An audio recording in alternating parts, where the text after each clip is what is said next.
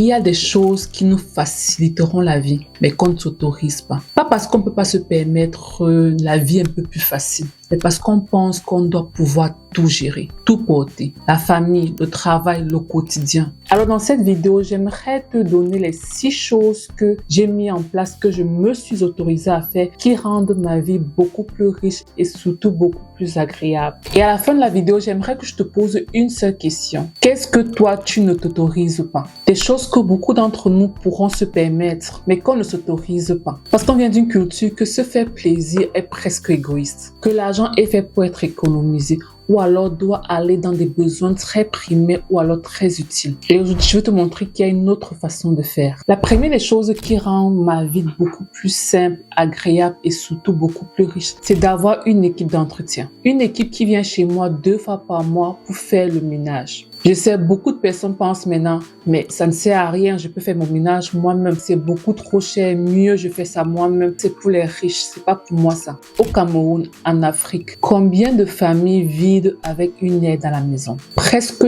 toutes. Et c'est normal là-bas. Et c'est même considéré comme nécessaire. Mais ici en diaspora, non, on s'en prive. On se dit qu'on doit tout faire nous-mêmes.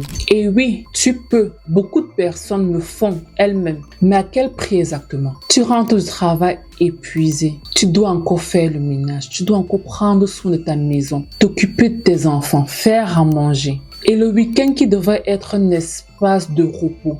Un moment privilégié que tu passes avec les enfants, que tu reconnectes avec eux, que tu fais des activités avec eux, devient un marathon de tâches ménagères. Moi, j'ai décidé que ce n'était plus mon week-end. Mon week-end, c'est pour ma famille, pour moi, pour me reposer, travailler sur des projets qui me tiennent à cœur, recharger mes batteries. Et le ménage, quelqu'un d'autre s'en occupe. Pas par arrogance, mais par priorité, par intention, parce que j'ai envie de mettre mon énergie dans ce qui compte vraiment pour moi. J'ai décidé que mon temps a de la valeur, que certaines tâches peuvent être déléguées pour que je puisse être présent pour ce qui compte vraiment, des moments qui sont vraiment importants pour moi. La deuxième chose qui rend ma vie un peu plus agréable, c'est la flexibilité au travail. J'ai un poste qui me donne mes week-ends, qui me permet de prendre mes journées quand j'ai envie et au besoin, qui me permet d'assister aux activités scolaires de mes enfants, même en semaine. Et avec le temps, je me rends compte que beaucoup de gens n'ont pas cette flexibilité. On court après un salaire beaucoup plus élevé. On accepte des horaires les plus chargés. On sacrifie donc le temps pour avoir beaucoup plus d'argent. Mais l'argent sans le temps, ce n'est pas de la richesse. C'est juste un chiffre dans un compte en banque qu'on ne peut même pas profiter parce qu'on est toujours en train de travailler.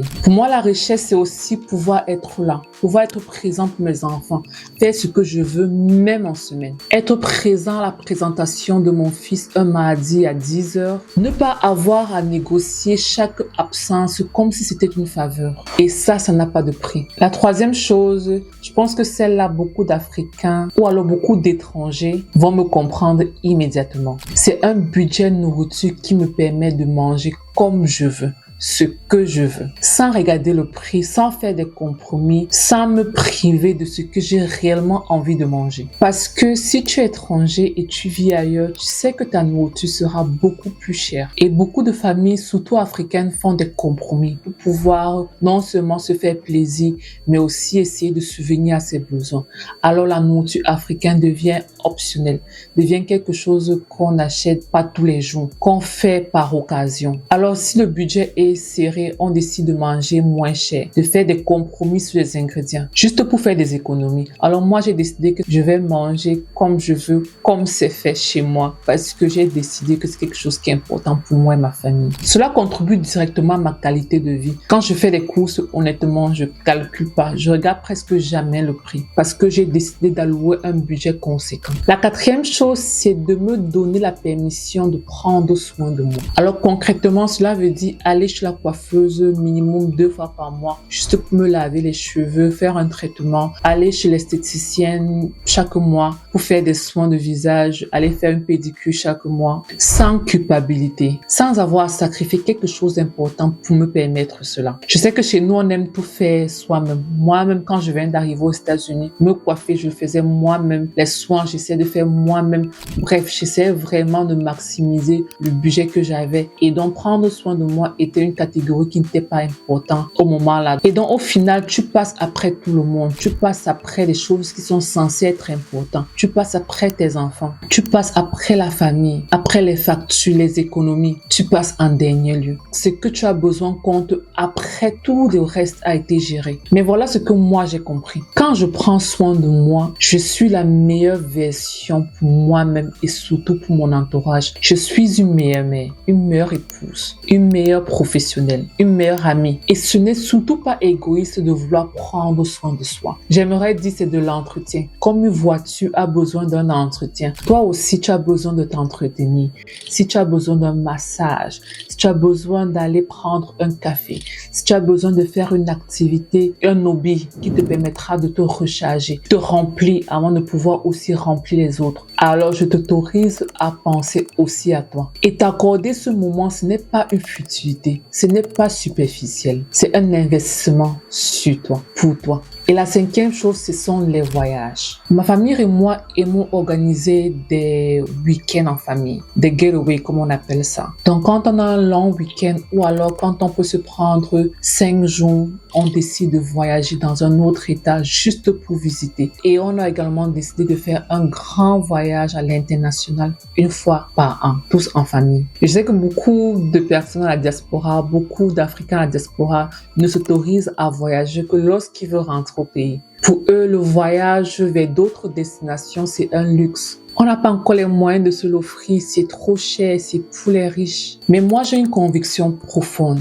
Les voyages ne créent pas d'objets, mais ils créent des souvenirs. Les souvenirs que tes enfants porteront toute leur vie. Pas les jouets qu'on les a achetés, pas les vêtements qu'on les a achetés, mais les moments, les expériences, les endroits qu'ils ont vus, ils ont découvert avec toi. Et pour moi, personnellement, les voyages, c'est aussi une façon de s'ouvrir au monde, de les montrer une autre façon de vivre, de les créer des références au-delà de ce qu'ils voient quotidiennement. Et dans les voyages, ce n'est pas un luxe dans mon budget, c'est une priorité, une ligne que je protège, même quand d'autres choses pourraient la menacer. La sixième chose qui rend ma vie plus riche est de pouvoir aider ma famille à rester au pays sans stress, sans que cela n'impacte ma stabilité financière. Aider sa famille peut être source de tension. Soit on aide et alors on se met en danger financièrement, soit on n'aide pas et on se sent coupable. Mais ma rich life, c'est d'avoir un système qui me permet d'aider sereinement, avec joie, parce que c'est prévu, c'est budgétisé, parce que ça ne vient pas menacer ce que je suis en train de construire. Et cette sérénité, ce n'est pas quelque chose que l'argent seul peut acheter, mais c'est le résultat d'un système bien construit qui fonctionne, d'une planification intentionnelle,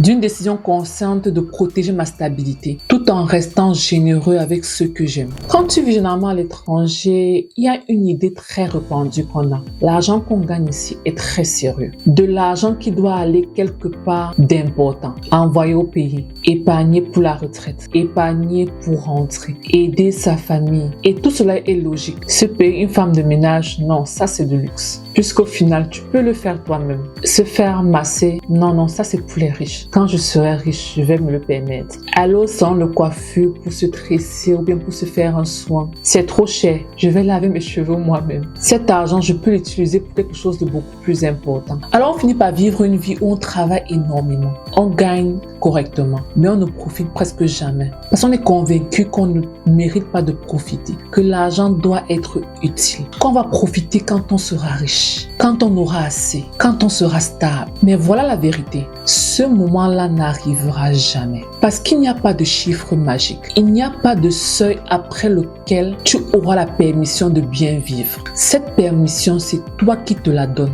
Tu dois te la donner dès maintenant. Maintenant, je veux que tu fasses quelque chose. Tu prends un stylo et une feuille ou alors ton téléphone et réponds honnêtement à cette question. Qu'est-ce que j'aimerais avoir dans ma vie maintenant, que je peux m'offrir maintenant, mais que je ne me l'autorise pas? Pas des grandes choses, des choses simples. Une aide à la maison que tu repousses, une nanny ou alors une babysitter que tu peux prendre de temps en temps pour t'alléger un peu, un cours de sport que tu aimerais vraiment faire mais que tu n'as jamais sauté le pas, un restaurant que tu aimerais vraiment visiter mais que tu penses que c'est trop cher pour toi, un voyage que tu sais que tu peux faire mais que tu repousses à quand tu seras beaucoup plus riche. Liste tout sans te censurer. Une fois que tu as listé toutes ces choses, pose-toi la question, pourquoi je ne me le suis pas autorisé? Est-ce que c'est vraiment que tu ne peux pas te le permettre ou alors c'est parce que tu n'as pas décidé que tu le mérites réellement? Parce que souvent ce n'est pas une question d'argent, c'est une question de permission. Et la permission, comme je l'ai dit plus tôt, toi seul peux te le donner. Alors maintenant que je t'ai partagé 6 choses qui rendent ma vie riche, que je me suis autorisée à faire, je sais qu'elle n'est pas spectaculaire, beaucoup de choses ne sont pas instagrammables, c'est ça, mais elles me rendent profondément heureuse chaque jour parce qu'elles sont construites autour des choses qui comptent réellement pour moi. Pas ce qui impressionne, pas ce que les autres attendent de moi, mais ce que j'ai décidé que ma vie devrait être. Et toi, qu'est-ce qui fera partie de ta vie riche si tu te donnes la permission? Si cette vidéo t'a plu, n'oublie pas de liker, partager et surtout laisser un commentaire. Puis je te propose une autre vidéo de moi qui parle de vie riche, vie intentionnelle, gestion des finances, vie à la diaspora, tous ces bons sujets. Merci et à la prochaine pour une autre vidéo.